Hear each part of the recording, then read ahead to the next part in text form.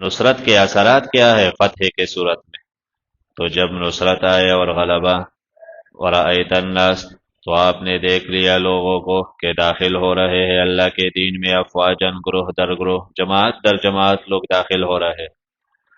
تو فسبح بحمد ربک، آپ تسبیح پڑھے اپنے رب کے حمد سمیت، واستغفر، اور اللہ سے بخشش مانگے، عاجزی کرے اللہ کے طرف۔ بہت سے لوگ انتظار میں تھے، دیکھتے ہیں نتیجہ کیا نکل آتا ہے فتح مکے کا۔ مکہ فتح ہوا تو لوگ جوک در جوک داخل ہو گئے اسلام میں۔ قرآن کے نص سے پتہ چلا صحابہ کتنے تھے، افواج تھے۔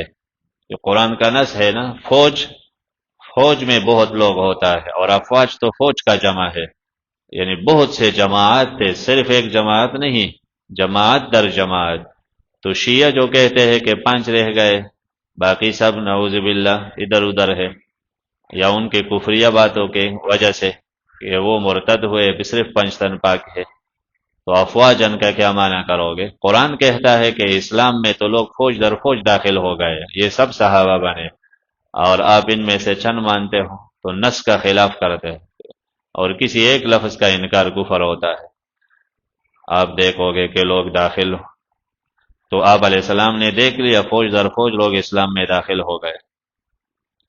فسبح بحمد ربک، تو یہ وقت ہے تسبیح کا، یعنی عجز کا۔ یہی فرق ہوتا ہے ایک حکمران میں اور ایک اللہ کے ولی یا اللہ کے نبی میں۔ حکمران کو غلبہ ملے، وہ سارا زور نکال لیتا ہے اور نسبت اپنے طرف کر کے اپنا بڑائی بیان کرتا ہے، اور نبی ولی سب کچھ اللہ کے طرف سے سمجھتا ہے، اس کو زیادہ انعام سمجھ کے پریشان ہوتا ہے کہ مجھ سے حق ادا نہ ہو گیا۔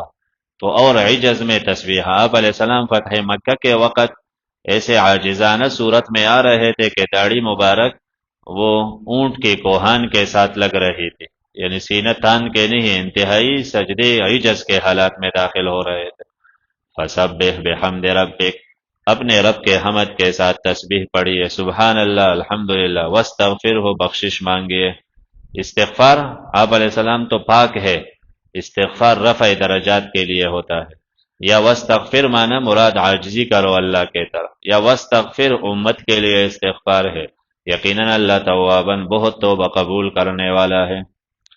ام المومنین عائشہ رضی اللہ عنہا فرماتی ہے، بخاری میں ہے، آپ صلی اللہ علیہ وسلم اس آیات کے نازل ہونے کے بعد سجدے میں یہ تسبیح پھر پڑھتے تھے، سبحانک اللہم و بحمدک، اشہد ان لا الہ الا انت فاغفر لی، اللہ میں گواہی دیتا ہوں حمد و ثنا آپ ہی کے لیے ہے، تیرے سوا کوئی معبود نہیں ہے، اللہ مجھے بخش دے۔ تو پھر سجدے میں یہ اذکار پڑھنے چاہیے۔